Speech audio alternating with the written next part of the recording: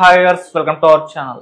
YouTube star and folk singer Mallik Tej పైన కూడా అత్యాచార కేసు నమోదైంది. మరి ఏంటి కేసు డీటెయిల్స్, దీనికి సంబంధించి డిస్కస్ చేయడానికి ప్రజెంట్ మనతో పాటు జర్నలిస్ట్ చరణ్ పరిమి గారు ఉన్నారు. వారితో ఒకసారి మాట్లాడదాం. హాయ్. సో ఈ మధ్య కాలంలో అత్యాచార కేసులు మనం వరుస పెట్టి చూస్తున్నాం. ఫస్ట్ జానీ మాస్టర్, మళ్ళీ ఆ తర్వాత హర్ష సాయి, ఇప్పుడు చూస్తే ఫోక్ సింగర్ మల్లిక్ తేజ్. ఇలా ఎందుకు నమోదవుతూ వస్తున్నాయి? ఇప్పుడు ఈ కేసుకు సంబంధించి చూస్తే మరి డీటెయిల్స్ ఏంటి, ఎవరా అమ్మాయి, తన పైన కేసు నమోదు చేసింది కదా, ఈ కేసుకు సంబంధించిన డీటెయిల్స్ ఏంటన్నా? ఈ మధ్య కాలంలో ఇటువంటి కేసులు బాగా పెరిగాయి. అంటే ధైర్యంగా బయటకు వచ్చి చెప్పేవాళ్ళు పెరిగారు. కేసులు పెరగడం అంటే ఇవి ఎప్పటి నుంచో జరుగుతూ ఉన్నవే ఇటువంటి సంఘటనలు. ముఖ్యంగా ఇలాంటి ఎంటర్టైన్మెంట్ ఫీల్డ్ లో రకరకాల యాంగిల్స్ లో ఇవి జరుగుతూ వస్తూ ఉన్నాయి. సో కాకపోతే గత రోజుల్లో ఏంటంటే దానికి ధైర్యం చేసే వాళ్ళు కాదు, పరువు పోతుంది, రకరకాల కారణాలు, తొక్కేస్తారని భయపడ్డారు, ఇట్లా ఉండేది. ఇప్పుడు ధైర్యం చేసి ముందుకు వస్తూ ఉన్నారు. సో అట్లా ఒకరిని చూసి మరొకరు ధైర్యం చేయడానికి ఇది ఒక స్కోప్ ఏర్పడింది అనమాట. అలా ఈ సంఘటన కూడా జరిగింది అనుకోవాలి. ఇప్పుడు బయటికి రావడాన్ని బట్టి చూస్తే మామూలుగా అయితే ఇతను మంచి పేరే ఉంది. యూట్యూబ్ లో ఫోక్ సాంగ్స్ అతను చేస్తూ ఉంటాడు, అతనే పాడతాడు, అతనే రాస్తాడు కూడా. సో ఆ విధంగా ఆయనకు మంచి పేరు ఉంది, సుద్దాల మల్లిక్ తేజ్. అయితే ఈ బాగా అతను తనకు కో సింగర్స్ కూడా అవసరం కదా, ఆ ప్రయత్నంలో భాగంగా కో సింగర్స్ కూడా కొంతమందితో పాడడం ఈ విధంగా చేస్తూ వచ్చేవాడు. ఇట్లా చేస్తున్న క్రమంలో మౌనిక అనే ఒక అమ్మాయితో అతను రెగ్యులర్ గా పాడుతూ ఉంటాడు. వాళ్ళిద్దరు కలిసి కాంబినేషన్ లో సాంగ్స్ కూడా ఉన్నాయి, ఫోక్ సాంగ్స్. సో ఆ అమ్మాయితో అతను ఒక రిలేషన్ లోకి వెళ్ళాడు. సో ఇప్పుడు సడన్ గా అమ్మాయి ఈ విధమైన కేసు అయితే పెట్టింది. జగిత్యాల పోలీస్ స్టేషన్ లో మామిడి మౌనిక అనే ఈ సింగర్, లేడీ సింగర్, ఇతని మీద నా మీద అత్యాచారం చేశాడు, పలుసార్లు అత్యాచారం చేశాడు, ఎమోషనల్ గా బ్లాక్ మెయిల్ చేసి తన ఆఫీస్ లో ఈ విధంగా చేశాడు, అనేక సార్లు ఈ విధంగా బ్లాక్ మెయిల్ చేస్తూ వస్తున్నాడు అని చెప్పేసి ఆవిడ ఆరోపించింది. అదే కాకుండా పెళ్లి చేసుకోమంటే మాత్రం దానికి నిరాకరిస్తున్నాడు అని చెప్పేసి ఆవిడ కంప్లైంట్ చేసింది. ఇది ఒకటే కాకుండా మరికొన్ని, అంటే ఆవిడ ఇన్స్టాగ్రామ్ కావచ్చు, లేకపోతే సోషల్ మీడియా హ్యాండిల్స్ ఏవైతే ఉన్నాయో వీటి పాస్వర్డ్లు అతను మార్చేసి ఆవిడకి తెలియనివ్వకుండా మేనేజ్ చేస్తున్నాడు. సో అవి నాకు ఇబ్బందిగా ఉందని చెప్పేసి ఆవిడ కంప్లైంట్ లో ఆరోపించింది. ఓవరాల్ గా చూస్తే ఆవిడ అతను బాగా ఇబ్బంది పెడుతున్నాడు అనేది ఇక్కడ క్లియర్. ఇది జగిత్యాలలో అతని మీద నమోదైన కేసు. అయితే ఈ కేసు విషయంలో కొన్ని రకాల ప్రశ్నలు కూడా ఉన్నాయి మనం గమనించి చూస్తే. ఒకటి వచ్చేసి మల్లిక్ తేజ్ ఆ అమ్మాయికి అవకాశం ఇస్తానని చెప్పి ఇట్లా కాస్టింగ్ కౌచ్ పద్ధతిలో అమ్మాయిని ఈ విధంగా చేశాడా అనేది అక్కడ మెన్షన్ చేయలేదు. ఎమోషనల్ గా బ్లాక్మెయిల్ చేశాడు అంటే ప్రేమ పేరుతో ఏమన్నా చేశాడా, లేకపోతే పెళ్లి చేసుకుంటానని చేశాడా? ఎందుకంటే పెళ్లి చేసుకోమంటే అతను అంగీకరించట్లేదు అంటుంది ఆవిడ. సో వాళ్ళిద్దరి మధ్య పెళ్లి చేసుకోమని అడిగేంత పరిస్థితి ఉందంటే వాళ్ళిద్దరి మధ్య ఆల్రెడీ రిలేషన్ ఉందా? సో ఇది కాస్టింగ్ కౌచ్ యాంగిల్ కాకుండా రిలేషన్ యాంగిల్లో చూడాలేమో గమనించి చూస్తే. సో ఇది ఒక పరిస్థితి. రెండోది వచ్చేసి ఆ అమ్మాయిని అతను అత్యాచారం చేశాడు అని చెప్పేసి ఆ అమ్మాయి అంటుంది. కానీ అక్కడ కన్సెంట్ తో పెళ్లి చేసుకుని అడిగిందంటే కన్సెంట్ తోటి అతనితో మూవ్ అయిందా అనే ప్రశ్న వస్తుంది ఇక్కడ. కాబట్టి అది అత్యాచారం కాదు అనేది మనం గమనించాల్సింది. కాకపోతే మోసపూరిత మాటలతో మోసం చేశాడు అనేది ఇక్కడ లేఖలోకి వస్తుంది. ఆరోపణ అనేది ఆ విధంగా తీసుకోవాలి, అలిగేషన్. అయితే ఇది కూడా చిన్నదేం కాదు. ఇప్పుడు చట్టాలు బాగా బలంగా తయారయ్యాయి కాబట్టి మోసపూరిత మాటలు చెప్పి ఈ విధంగా లొంగ తీసుకోవడం కూడా బలమైన శిక్షలు పడడానికి ఆధారభూతమైన కేసే. అంటే ఆ గ్రౌండ్స్ కి తీసుకోవడానికి ఛాన్స్ ఉంది. రీసెంట్ గా వచ్చిన చట్టాలు, బిఎన్ఎస్ చట్టాల ప్రకారం అయితే సెక్షన్ 69 చట్టం ప్రకారం ఈ విధంగా పెళ్లికి సంబంధించి ఏదో మాయమాటలు చెప్పి శారీరకంగా వశపరుచుకుంటే కనీసం 10 సంవత్సరాలు జైలు శిక్ష. సో ఎంత కఠినమైన శిక్ష అనేది ఇంకా ఆలోచించవచ్చు. కేసులో ఏ స్థాయి శిక్ష పడుతుందో అటువంటి స్థాయి శిక్ష పడుతుంది. సో ఇది దీంట్లో పరిస్థితి. కాబట్టి అతని మీద బలమైన కేసే నమోదైందని చెప్పాలి. అయితే ఇందులో అసలు ఆ అమ్మాయి పలుమార్లు అత్యాచారం చేశాడు అన్నప్పుడు గతంలో ఎందుకు బయటకు రాలేదు, అతను ఏమైనా బెదిరించాడా, ఆ విషయం చెప్పలేదు. తన సోషల్ మీడియా హ్యాండిల్స్ తన ఆధీనంలో పెట్టుకున్నాడని, రెండోది వచ్చేసి పెళ్లి చేసుకోమంటే నిరాకరిస్తున్నాడని ఇవే తీసుకొస్తుంది ముందుకి. సో మరి ఎందుకు ముందుగానే అమ్మాయి కంప్లైంట్ ఇవ్వలేదు? పెళ్లికి సంబంధించి మోసం చేశాడని కూడా కంప్లైంట్ ఇవ్వచ్చు. ఇట్లా మేము ఇద్దరం ప్రేమించుకున్నామనో లేకపోతే అతనితోటి మాకు అనుబంధం ఉందనో అని కంప్లైంట్ కూడా ఇవ్వచ్చు. అలా కాకుండా రేప్ కేసు పెట్టడం అనేది కొద్దిగా ఎలా ఉందంటే అతని మీద ఇబ్బంది పెట్టడానికి ఏమైనా చేస్తున్నారా అనే ఫోకస్ కూడా కనపడుతుంది దీంట్లో. ఎందుకంటే ఇదైతే బలమైన కేసుగా ఉంటుంది కాబట్టి ఈ కేసు పెట్టాలి అనే ప్రయత్నం కూడా కనపడుతుంది. ఎందుకంటే అతనితో పాటే అనేక పాటలు పాడింది, ఆ పాడుతున్న క్రమంలో కూడా ఈ కార్యక్రమాలు జరుగుతున్నాయి వాళ్ళిద్దరి మధ్య. సో ఆ టైంలో రియాక్ట్ అవ్వకుండా నిజానికి అతను బెదిరించో లేకపోతే చేసినట్టయితే రియాక్ట్ అవ్వచ్చు వెంటనే, కానీ ఆ యాంగిల్ కనపడటం లేదు ఇక్కడ.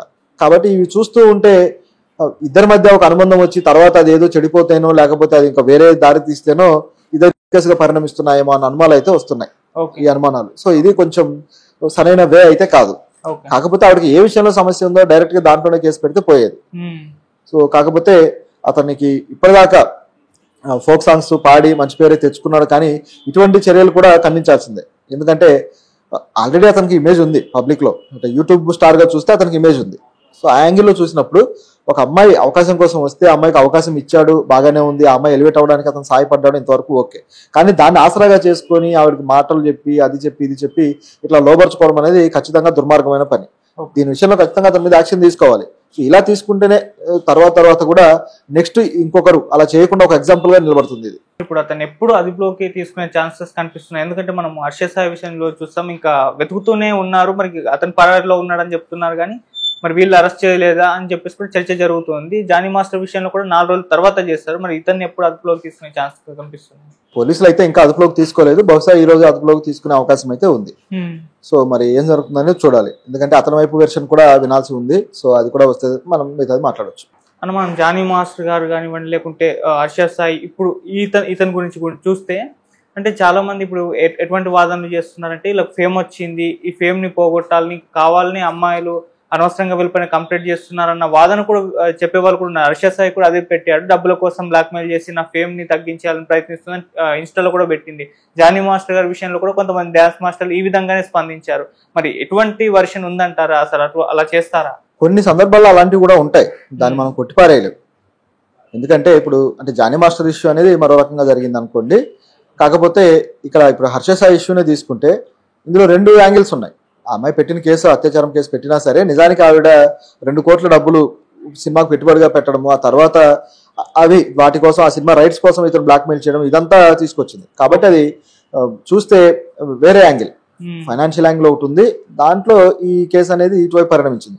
మనం ఆడియోలు కూడా విన్నప్పుడు చూస్తే ఆవిడ అతన్ని ఎంత ప్రేమిస్తూ ఉందో, అతని కోసం ఆవిడ ఎంత తపన పడుతుందో అనేది కూడా క్లియర్ గా కనిపిస్తుంది. సో అక్కడ ఒక కన్సెంట్ అనేది వాళ్ళిద్దరి మధ్య నడుస్తూ ఉంది. కాబట్టి రేప్ అనే యాంగిల్ అనేది ఒక సరైన అర్థం లేకుండా పోయింది ఇక్కడ చెప్పాలంటే. అది వేరే రకమైన కేసులు కూడా ఉన్నాయి, కానీ అటువైపు వెళ్లకుండా వాళ్ళకు అమ్మాయిలకు రక్షణ కల్పించే బలమైన చట్టాలు ఏవైతే ఉంటాయో ఆ చట్టాలను ఉపయోగించుకొని కేసులు పెడుతున్నట్టుగా కొన్ని కనిపిస్తూ ఉన్నాయి. హర్ష సాయి కేసులో ఈ విధంగా ఉంది. అదే పద్ధతిలో ఇప్పుడు ఈ జగిత్యాల కేసులో కూడా అదే కనిపిస్తుంది. అమ్మాయి పెళ్లి చేసుకుంటానంటుంది, ఆయన ఒప్పుకోవట్లేదు అంటుంది, మళ్ళీ చూస్తే నా మీద చేశాడని కేసు పెడుతుంది. అసలు ఏంటది అర్థం కాని పరిస్థితి అనమాట. కోర్టులు కూడా ఇలాంటి వాటిల్లో నిజానికి ఎటువంటి తీర్పు ఇవ్వాలో అర్థం కాని పరిస్థితులు పడిపోయాయి. దీని మీద కూడా కొన్ని కోర్టులు వ్యాఖ్యానించాయి కూడా. మహారాష్ట్ర కోర్టు గతంలో కేసు విషయంలో ఈ విధంగా మీరు బ్లాక్మెయిల్ చేయడం కోసం కేసులు అయితే పెట్టొద్దు, ఇది తప్పు అని చెప్పేసి వ్యాఖ్యానించిన సంఘటనలు కూడా ఉన్నాయి. చెప్పాలంటే ఈ పద్ధతుల్లో అంటే అమ్మాయిలు ఎందుకు ఈ విధంగా టర్న్ అవుతున్నారనే దాంట్లో సోషల్ మీడియాలో ఒక తరహా వాదన వస్తుంది.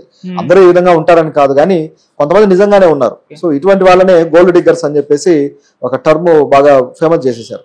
గోల్డ్ డిగ్గర్స్ అంటే తెలిసిందే, అంటే బాగా డబ్బున్న వాళ్ళని ఈ విధంగా వాళ్ళతోటి ముందుకు వెళ్ళి ఆ తర్వాత వాళ్ళ మీద కేసులు పెట్టడాలు, సెటిల్మెంట్ కోసం తీసుకురావడాలు ఇలాంటివి జరుగుతూ ఉండటం. సో ఈ పద్ధతి అనేది ఈ మధ్య కాలంలో ఇండియాలో పెరుగుతుంది. నిజానికి ఫారిన్ లో బాగా ఉంది ఈ పద్ధతి. అయితే అక్కడ కలవడము విడిపోవడాలు చాలా కామన్ గా జరుగుతూ ఉంటాయి కాబట్టి అది పెద్ద ఇదే వల్ల. కానీ మన ఇండియాలో ఆ పరిస్థితి అనేది డిఫరెంట్. ఎందుకంటే నిజంగానే ఒకవైపు రేపులకు గురయ్యి, అన్యాయాలకు గురయ్యి, చంపబడుతూ, కిడ్నాపులకు గురవుతూ, అలాగే ఇంకా చెప్పాలంటే హ్యూమన్ ట్రాఫికింగ్ లో అనేక మంది గిరిజన ప్రాంతాలు కావచ్చు, దళిత ప్రాంతాలు కావచ్చు, కొద్దిగా మారుమూల ప్రాంతాల నుంచి అనేక మంది అమ్మాయిలు ఇలా అపహరణకు గురయ్యి తరలిపోయి ఎక్కడో వేసేవాటికల్లో తేలుతూ, లెక్కలు బీభత్సంగా ఉన్నాయి. ఈ లెక్కలు చూస్తే ఇంత భారీ స్థాయిలో ఉంటే దీని విషయంలో ఎటువంటి న్యాయాలు జరగట్లేదు. మరోవైపు చూస్తే ఏమో ఈ తరహా కేసులు కనిపిస్తున్నాయి. ఒక దాంట్లో కూడా జెన్యూన్ గా ఇది రేప్ కేసు అని చెప్పే పరిస్థితి లేదు ఈ కేసుల్లో ఒకటి కూడా. అది పరిస్థితి. నిజానికి రేపులకు గురయ్యే వాళ్ళకి మాత్రం న్యాయాలు జరగట్లేదు. అసలు కేసులు నమోదులు కూడా కావట్లేదు. నమోదు కావాల్సిన అనేక కేసులు ఉన్నాయి. కొంతమంది అయితే కేసులు పెట్టడానికి భయపడి ఆగిపోయిన వాళ్ళు ఉన్నారు. కొన్ని కేసులు అయితే తీర్పులు రాక, లేకపోతే వాటి మీద ఏవైతే విచారణలు ఉంటాయో అవి జరగక ఆగిపోయిన లక్షలు ఉన్నాయి. ఇది పరిస్థితి.